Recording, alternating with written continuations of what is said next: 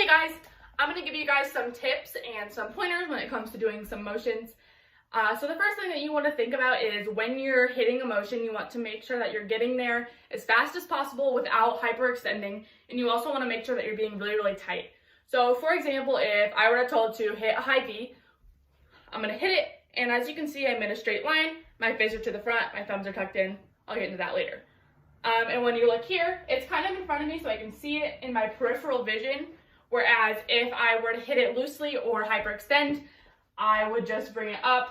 As you can see, it's kind of like in the wrong place, or I would bring it back and then up. You don't want to do that. So for your high V, you're going to hit to the front. I can see my fists in my peripheral vision. Back here, I can't see them. Bring it up, bring it up, bring it up. And like right about there, I can see it. And this is having broken wrists. So you want to have your wrist in line with the rest of your body. So if I were to have a pencil or a ruler or a flip-flop or whatever, it's going to lay straight on that line. So for your high V, I have it on one straight line. My big fist is to the front. I'm not holding a bar. I don't have it to the back. My big fist is to the front, and my thumb is tucked in with my knuckles rather than sitting up here or down here or wherever. It is tucked in. I'm not holding a bar. I have it up to the front, and this is a high V. Bring it down to a low V. That same thing, it's in front of my body. So when I'm looking straight up, I can see it down here in the bottom. And my arm is straight, my wrists aren't broken. And like I said, still that big fist to the front, thumb tucked in. So this is a low V. And if you were to bring this up to the middle, this is a T. I know you can't see it. This is a T.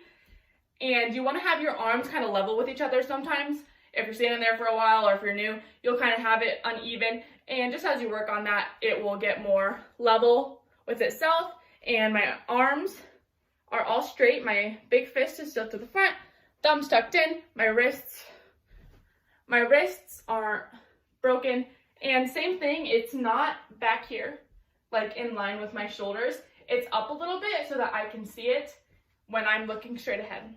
This is a T, and when you break it in half, this is a broken T. And this time we're gonna have our small fists to the crowd, and it's all in one straight line. My fists are kind of in line with my shoulders, and my elbows line up with everything. So you're not having diagonals, or you don't have chicken arms. It's all in one big straight line. And if you were to bring your arms all the way straight down, so here is a low V. That's one we just did. This is a low touchdown, so you can tell the difference here just having that angle. So this is way more in front of my body, but it is not back to my body. It's still out in front, and you want to pull your forearms to the middle of your body instead of being back here.